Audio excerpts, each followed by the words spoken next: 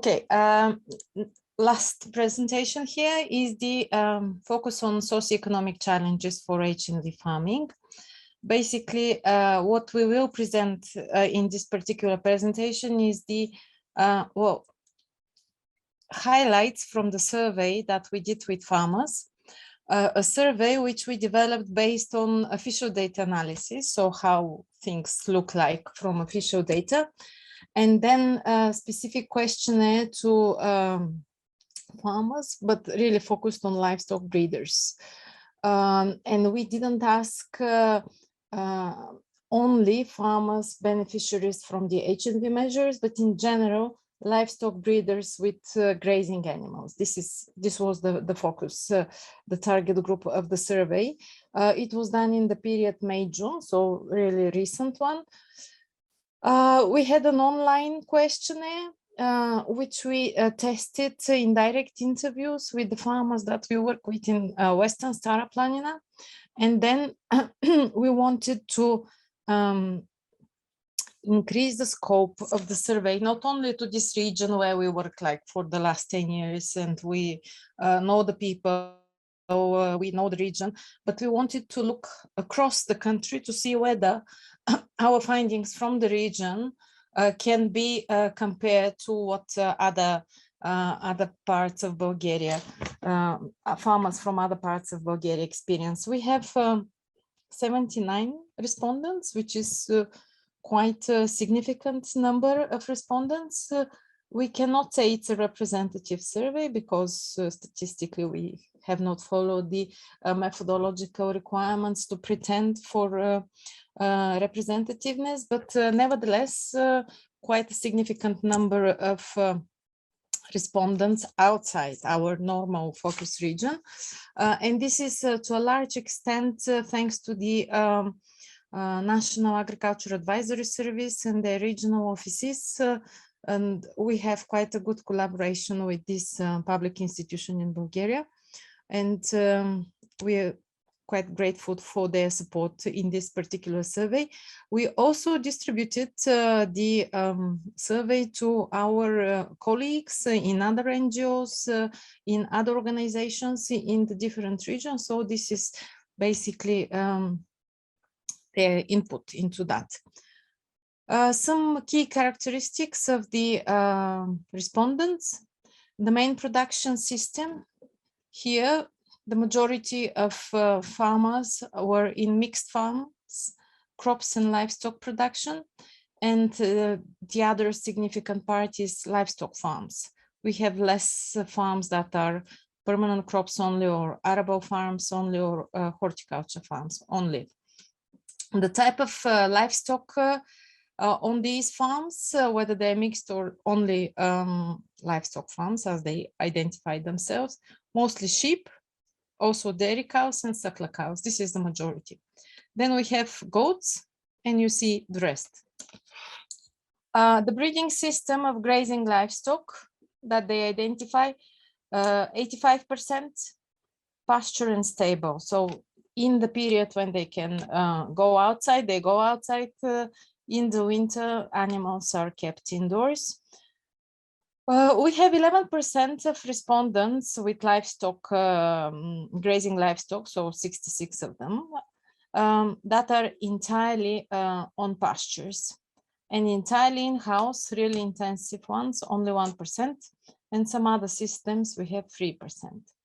Then the share of permanent pastures on their land, for 28, basically a third of all of their land is permanent pasture, which corresponds basically to this group here, that are livestock farms. Then we have the other 10%, which have no permanent pastures, clearly this type of farms. And then we have more or less equal split in the share of pastures on the farms. The production and the marketing of production,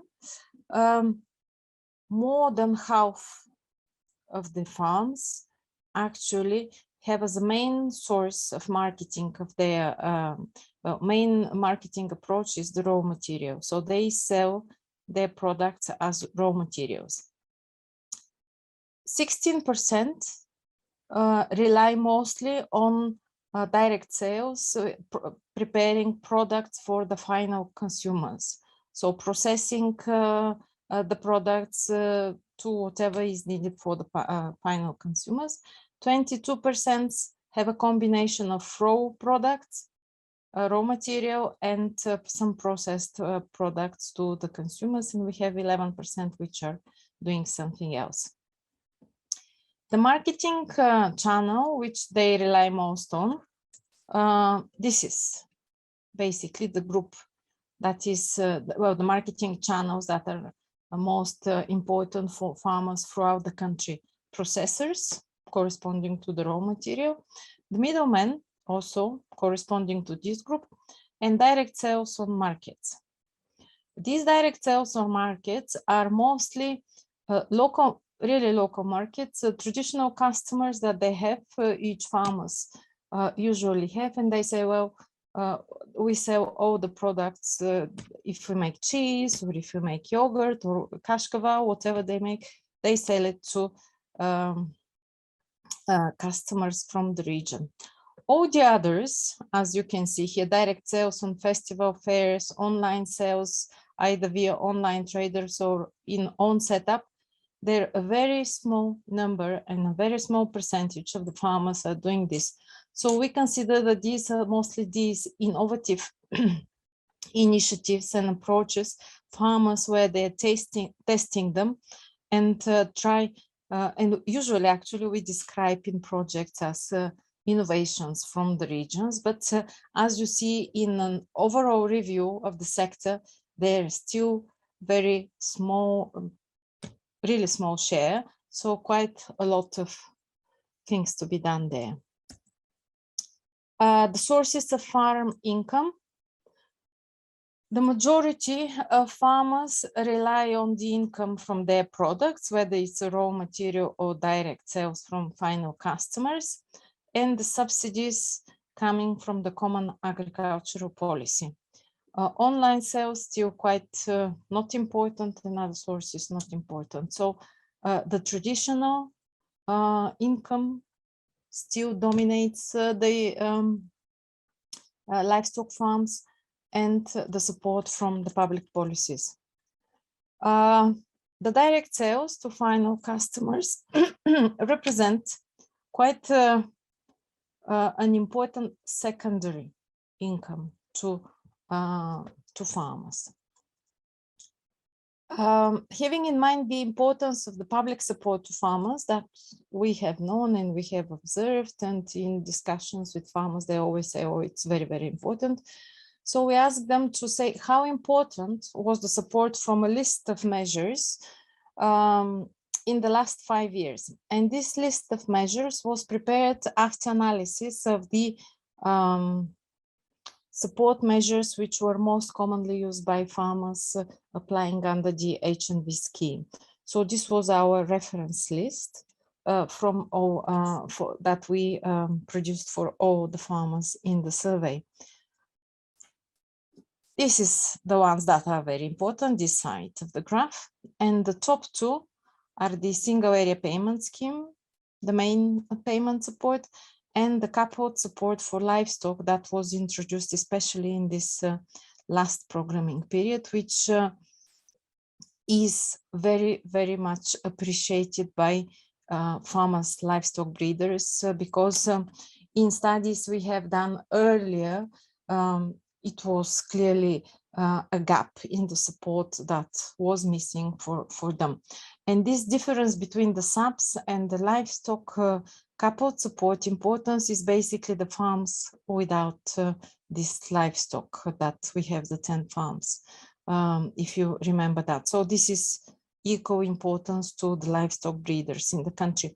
And in this livestock coupled support, we have a number of measures for sheep, for dairy, for suckler cows, COVID support for animal breeders, de minimis support for animal breeders. So a number of measures, but we group them all together because they're really quite a lot. Surprisingly for us, the second important group of importance is the maintenance support. scheme. We have largely ignored it in our assessments so far, but it does appear to be quite important looking at the others, and we shall have a better look at it in the future. And I think this reflects the fact with the lack of proper targeting of the HNV specialized layer to a large extent. This is my gut feeling, but we have to test that anyway. Then finally, we have the HNV grasslands measure and the Natura 2000 compensatory measure. Investment measures come next, not critically important, even if livestock farmers had to and still have to make quite a lot of investments and improvements on their farms to meet the sanitary and hygiene requirements. But nevertheless, for the survival of the farm, for the existence of the farm, you see this is considered not very important, and also quite a high number of people have not applied for investment support.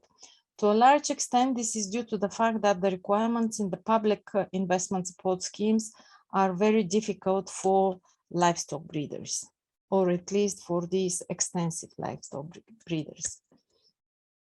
Knowledge about HNV farming, the thing we are discussing quite a lot, and we were quite interested to see to what extent they are aware of this and how they understand HNV farming. Is it only something that is introduced as a concept to them because of the funding that was introduced already in the first programming period, so that it has stuck in their mind?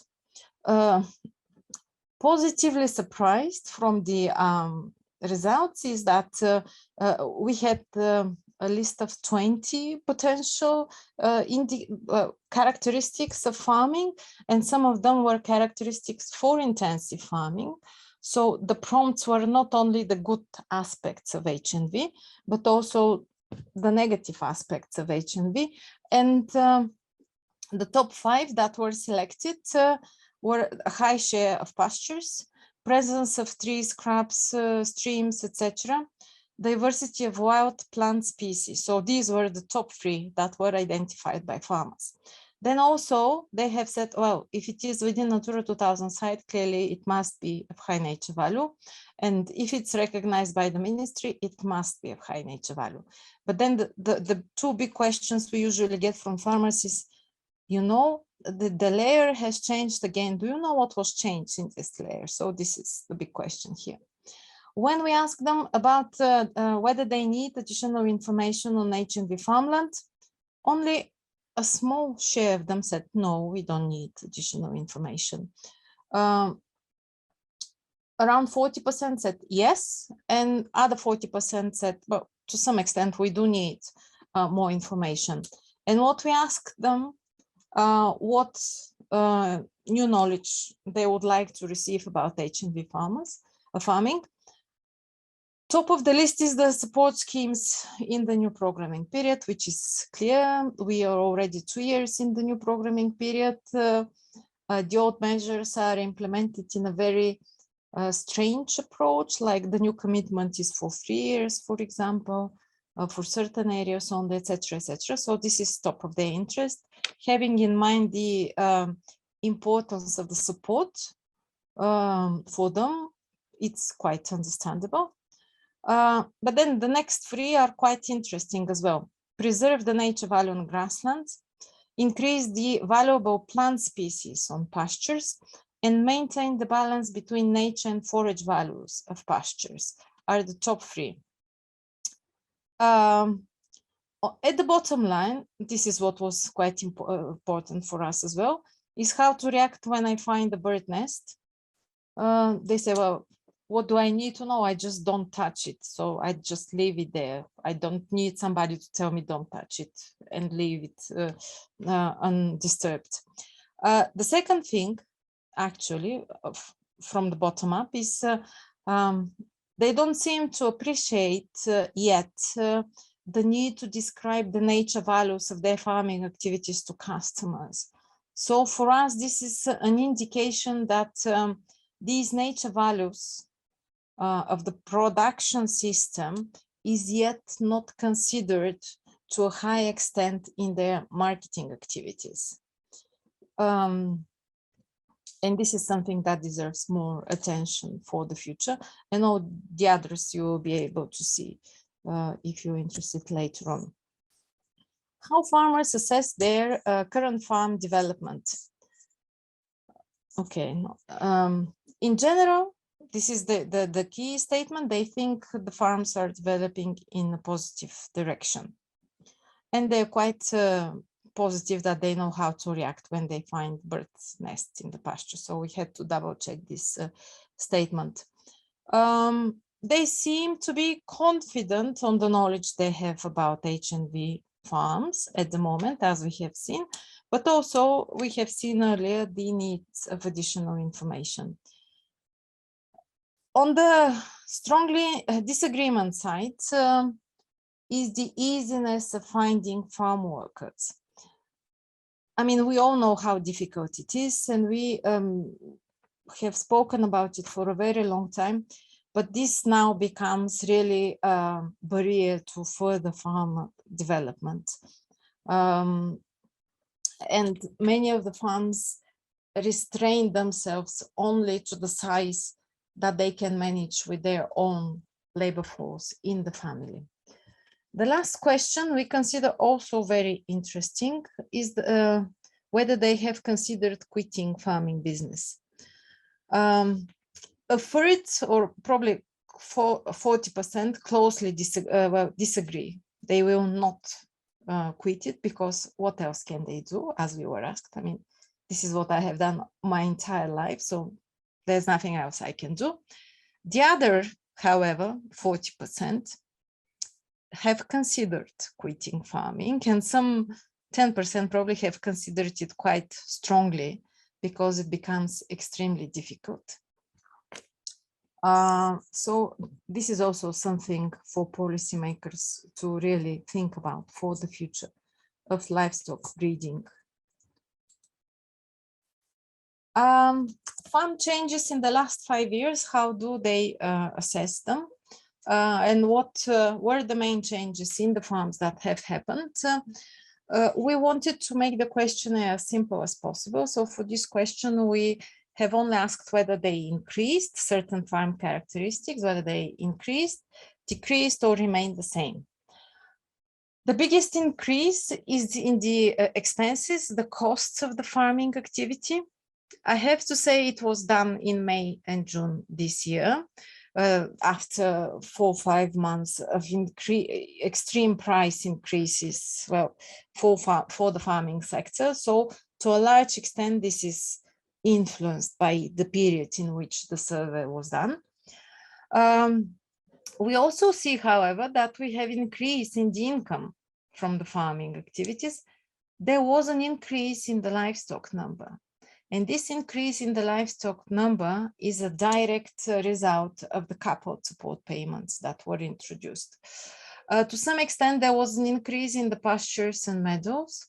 And these two indications are our main concerns about the intensification of the land use, especially if the other half-a-million grasslands remain untouchable for them. So we have increase in the livestock. We have increase in the permanent pasture, so there is a need for this resource to be brought back into farming for a normal reason, because it was excluded absolutely artificially. In terms of investments, we see that around 40% of them have made some investments in their buildings, facilities, or machines on the farms, but quite a lot have just remained the same. Quite an interesting thing related to the marketing is that only a small share of them have increased the type of farm products. Going back to the earlier questions of their main type of marketing of products, this, I think, also relates very much to it. So the diversification of products on farms is still not very well developed in the sector overall. Forms of cooperation, collaboration, and participation, something that we discussed reviewing the NGOs schemes and projects. From the 79 respondents we have in the survey, 19% have received some kind of support from projects run by NGOs, whether that would be training, whether that would be experience exchange, cross visits, so whether that would be some experience investment support or a combination of them. This was true for 19% of the farmers. They appreciated mostly the new and useful contacts, the interesting examples of innovations and farm development ideas, and new knowledge on farm management, both environmental and on marketing aspects. So for us, this is a clear sign of it has to continue, because if only 19% so far have benefited from this, clearly this has to continue, and it is much needed for the farmers. 23% participate in farmers associations, and other 18% rely on informal collaboration and networking with colleagues. The majority of farmers are not engaged in any kind of external collaboration. So quite a closed community so far. The expectations about the farm futures. So what farmers assess as something that will happen to their farms. Increase of farm production costs, clearly. Again, I underline the period in which this was done. They would rely on support from the strategic plan, although there is no idea what was there, what will be there yet. And here the other statement which got the highest share of strong agreement is that they will, for the moment, they will focus on the products that they already have for the market because of the general uncertainty for the market. So the risk taking for changing in the market is quite small, actually, if we look at the ones that disagree with the statement and strongly disagree. So it's a very difficult period for starting something new, as we are looking into that. On the other hand, they do intend to continue H&V farming practices, as they are proving for some of them more cost effective. And the last statement I would like to turn your attention to is the statement that they will have to postpone the environmental ambitions on the farms. About the third, agree with them. About the third, cannot decide whether that's true or not. So they still need some more information to be able to judge that. But there is like some 25% of farmers who disagree with it. And I think this is a positive sign if there are already 25% of farmers who are, well, largely strongly disagreeing with it, particularly in the discussions at EU level, what shall be postponed of the environmental measures because they are restrictive for farmers. And the three biggest challenges in the years ahead that they expect: the increase in the inflation, clearly quite a significant concern for them. The increase in the fuel prices, clearly quite a significant increase for them. Again, I say the period for doing the survey has influenced quite a lot the outcomes. Then another challenge for them is the lack of certainty for the farm from the continuous changes in the legal framework. So not only it is not clear what it is going to be, but there are already ongoing changes in the existing legal framework that is continuously changing for them. So all of this is external to their, out of their influence. And then something that has a direct impact is the lack of labor force. And next is climate change. So these are the challenges identified in the survey. I think Some of them are given the time period in which we have carried out the survey, but others are something that is actually quite long-term established challenges for the farmers. At the bottom of the list, because I'm always interested what is at the bottom, we see the loss of pastures, biodiversity, decreased quality of soil and water, and loss of HNV farmer are the least challenges for them, because their comments when we were doing the direct interviews was like, this is something that depends on me. I can do it on my farm. And when I can do it on my farm, I'm not really concerned about it. I can do what is necessary to maintain the quality that is there. But the things I'm really challenged is the things that are outside of my control. And this is the result that we got. Thank you for all your attention. I see we are beyond time still, but not as much as we were yesterday. Okay, Viera? Or questions, if there are questions to me.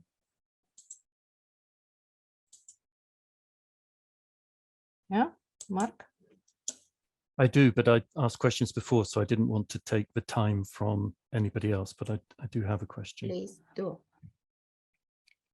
Okay, you can ask questions. I don't see anyone else raising their hand, okay? Okay.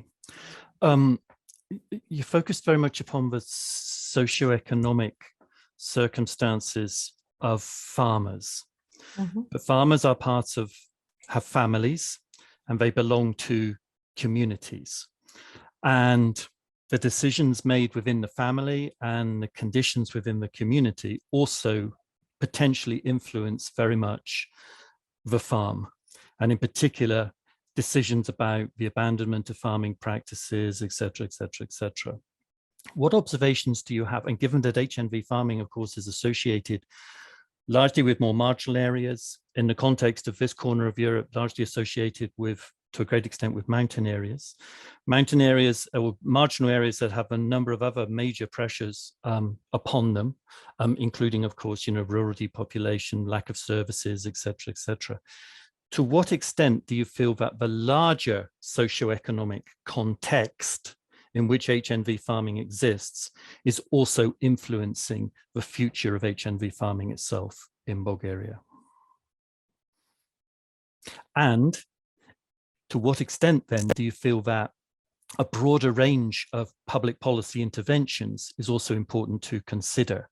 I note that you haven't mentioned LEADER, that you haven't mentioned the opportunities inside, for example, of the EIP Agri, which are et cetera, et cetera. I mean, all nice kind of concepts, but I'm especially surprised that you didn't mention LEADER. Yeah, well, the external socioeconomic conditions in rural areas where HNV farming is practiced is mostly felt in the lack of labor force. The fact that they have no reliable source of farm support, the fact that their children are not interested in continuing in farming or leaving overall the place where they live is quite concerning. Some young people do return with their families. So this is a positive sign. But I think the biggest challenge from this socioeconomic challenge in rural areas overall is the labor force. The fact that they have no source of support. I mean, the people in Western Stara Planina have a shepherd, 90 years old shepherd, like 90 years old. My God, I'll be happy if I can move so much. I mean, to run in the mountain with the animals. So it's this is the biggest biggest socioeconomic challenge, and from that there are many issues like social services, medical services, infrastructure support. Like we had journalists in Western Stara Planina on the 1st of June. A week later, there was such a huge storm that the road was closed for 4 days. The farm roads were destroyed. So infrastructure is a big issue, but infrastructure, really small infrastructure, not highways, this type of infrastructure where most of the money go to. We have not mentioned LEADER, even if Viera insisted that we should have a separate line on LEADER. But on the one hand, if there was investment support, but LEADER support for farmers in Bulgaria is mostly in investment support. There are no LEADER programs which have included HNV farming as a focus of their LEADER local development strategy, or at least not that we are aware of. So I said, okay, if none of them is focused on HNV farming and it's investment support that they most rely on, let's have it here in the investment support. A farmer from Western Stara Planina that we work with quite for a long time has a project for a tractor submitted to LEADER, I think for the entire programming period. I mean, it was submitted, there was something wrong, it was turned down. Then he resubmitted, years passed, it was approved. So the because LEADER is implemented in a very centralized way in Bulgaria, they submit proposals, proposals are evaluated in the lakhs, but then there is a second line of approval in the state fund agriculture at national level. So the local process happens very quickly, but then it goes to the national level. And the national level is very, very different. So unfortunately, LEADER has not managed to have that impact on the at the local level. Even if in this particular region where we work, we know that the LEADER action group is quite willing to support farmers, local farmers with these characteristics. There are some LEADER groups which are focusing on most intensive ones, but there are some that are really willing to support the small ones. So in general, it's a good concept. It works well at the local level to the extent that when it gets to the national level and the results go back. Usually what happens when the results go back from the national level evaluation procedure, farmers already decide not to implement these investments because it's all long time has passed from the moment they wanted to do it. And this is something that Viera said in her presentation, the different periods of approval of project. Unfortunately, this negative aspect was transferred also to LEADER. Innovation groups. What can I say? The measure was opened only in 2020 in Bulgaria. So basically it's out of the time frame of our study, if we have to joke about it. Seriously talking, again, the requirements were done in a way that we didn't apply for that, although we were like lobbying for having it, insisting, etc., etc. The administrative requirements are such that it's basically senseless, let's say. There were like 4 or 5 approved. So we'll see how they survive the process. But unfortunately, all the good measures of the rural development programs are only opened in the last year of the programming period, so that the ministry can say, we opened it. And then, yeah, go on. No, I agree 100% with your analysis. I mean, it converges totally with our experience and observation here in Romania, which of course is not surprising.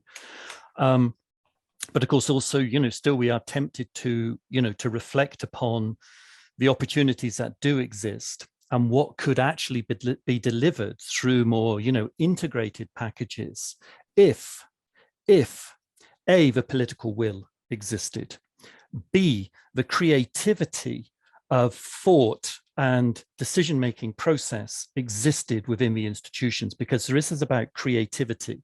But if you've got political will, you can drive creativity. But the fundamental block that we keep banging our heads against is capacity. is capacity of institutions. Mm. Is and all the factors that contribute to that, to the high level of turnover, to the, to the ongoing political changes, to this, constant restructuring, and this lack of institutional memory. And the fact is, where is the institutional learning?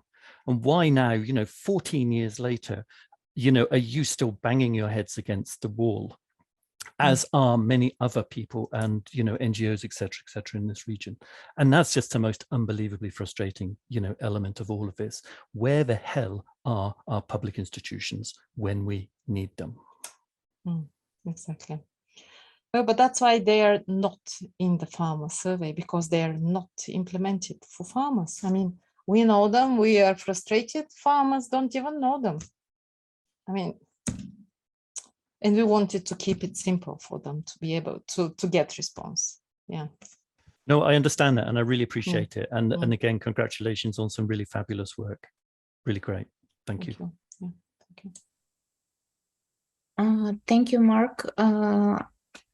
Yeah, maybe I should add that Janka said that even we didn't participate in innovation group, but what I can say is that we are even not eligible.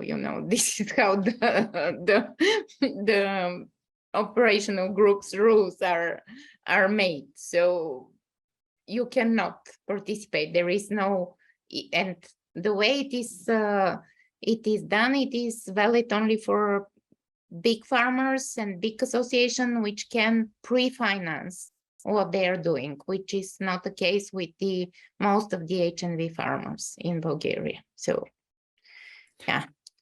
And what about cooperation more generally? So the operational groups are one element of Measure 16, but if there are any other cooperation measures, okay. Yeah. Sylvia? Unfortunately, not. I see Sylvie is raising hand, so if you want to. Sylvie, do you want to say something? Yes, I have a follow-up question. It might be very obvious to you or to everyone else, but since I'm from Germany, I was wondering, is the lack of capacity, human capacity in the farming area, is that due to let's say migration of farm workers to Western European countries, or is that a lot percentage as well? Right? Because in Germany, we get a lot of Romanian and Bulgarian seasonal workers on farmlands, because I guess they're cheap for us, but I guess it's still higher prices than what Eastern European countries pay. Well, there is the immigration problem, which is one thing, although I can say that the salaries for shepherds that are being offered is well above the average salary you can get in Sofia, in fact. So, I mean, payment is an issue, but not so much any longer, because it's really a big challenge. And there is also the in-country migration from rural areas to cities, but to really a handful of cities in Bulgaria. So a significant depopulation of rural areas, of which migration to Western Europe is one aspect, but also in-country migration is an important one as well. I also have a question to Sylvie, and this is just the confirmation of what Janka is saying. So when you say you have a lot of seasonal workers, I guess these are in mainly harvesting and gathering plant products, and not that much in livestock breeding, because the problem with HNV farmers is actually finding shepherding and people who care for the livestock. And these are not seasonal workers. Seasonal workers are, if you gather the hay, etc., it's another thing. They have a general problem with shepherding in Bulgaria. Yeah, I guess it's more skilled workers that you're looking at, whereas I refer mostly to, I guess, unskilled workers that can come in and pick up any job like harvesting or, hay collection. Yeah, true. It's even not, even if he's not that much skilled, but still this is a hard work. I mean, this is something which requires whole day with the animals, which is not very motivating and interesting for I'm not speaking even for the young people, but even for the middle-aged people, they are not so willing to do this, no matter what the payment is, because as Janka said, the payment offered these days is not that low for this kind of So for example, when we speak with the farmers and they try in all ways to protect the labor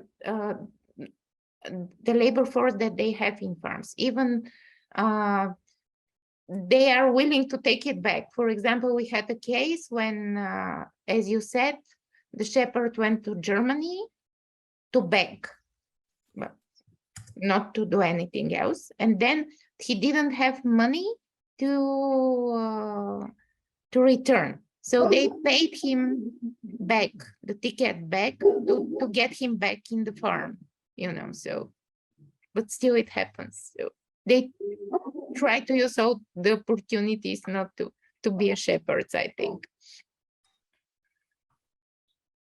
Yeah, thank you. I had a very, very specific question. So you mentioned labor shortage with respect to shepherding. And again, that's something that we're very familiar with. But actually the most visible, the most tangible impact of the labor shortage that we see here in Romania on HNV grasslands is the dramatic change in the nature of haymaking. And the shift from traditional haymaking, largely with a scythe, hand turning, etc., to now relatively highly mechanized forms of haymaking. So obviously not on the more inaccessible slopes, which are very difficult to mechanize, although there is clearly, there is mechanization available, but on the more level grasslands, which are easily accessible, basically traditional haymaking has completely disappeared. Is that a similar situation in Bulgaria? And that's due to the lack of labor. Well, that has happened in Bulgaria long before it happened in Romania, fortunately, yeah. So Okay. We are no longer discussing this traditional haymaking as something. When we see it, like we run with the photos, like Japanese tourists to record it, because it's so rare that it's like, oh my God, what's going on here? Okay. But it's happened here basically in 10 years. And it's just happened and people haven't even noticed. And it's everything about, it's the look, but also it's the sound. You used to hear the beautiful sound of scythes, of hundreds of scythes, and now it's mechanized, it's a tractor, etc., etc. So this is very subtle, but really important shift also in the cultural significance of HNV as well. Yeah. Okay, thanks. Any other questions? So I see we are again at least half an hour more than the time previewed. So if there are not any questions, just a few closing words from my side. We are going to finish our reports, and we are publishing them on our website, and we are going to send you links to the materials which are developed and published. Also, we are planning the Bulgarian version of these documents to be sent to the national policy makers, both in the Ministry of Environment and the Ministry of Agriculture. And yesterday, a very good proposal was given by some of the environmental NGOs, which we will try to follow to make some kind of joint position on the proposals and the findings and the recommendations, which then will be supported by other national stakeholders which participated in the seminar, in the webinar, and will be presented to the authorities as well. So these are our immediate next steps. And of course, our long-term step is to fight for this type of high nature farming system in order for them to continue to exist, at least, because we believe in it. thank you for Yeah, thank you for staying with us. Yeah. with us. Yeah, and sorry for the delay, but yeah, as it happens, we are a little bit too ambitious to make it in a very short period of time. So goodbye, and let's hope we can see each other in presence in the future, not only through webinars. Bye from our side. Bye. Bye, and thank you. Bye. Thank you very much. Okay.